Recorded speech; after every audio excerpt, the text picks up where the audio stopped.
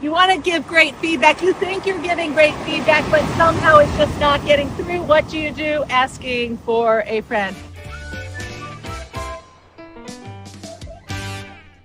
Hey, I'm Karen Hurt. I've been hanging out with these guys all day today, these whales, and thinking about you at human-centered leadership. So a couple of thoughts.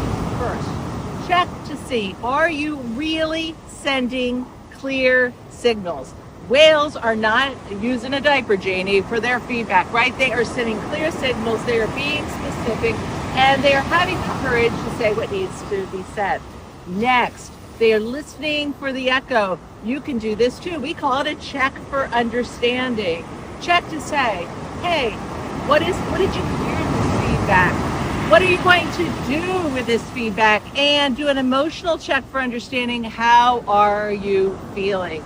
And then adjust course as needed. If the way that you are giving feedback is not working, you want to say, what else could be going on here? Maybe you're giving too much feedback all at once. Maybe they're looking at what you're doing and how you're role modeling and saying, are you actually doing what you're asking me to do? Or are you doing something different? Maybe they're getting diverse feedback from other people's perspectives and yours isn't the same. So change course as needed if the way you're doing the feedback is not working. The next thing is whales communicate in a pod.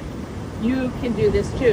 One of the ways we do this in our human-centered leadership certification program is to build challenger and support groups where people can work on the habits that they are building together so that they're not just getting feedback from their boss, they're getting feedback from a senior leader mentor, and they're getting feedback from one another.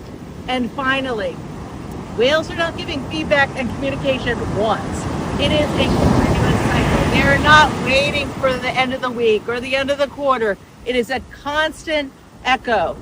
Send and receive. Send and receive. Change course as needed. Use it in. So those are a few of my thoughts.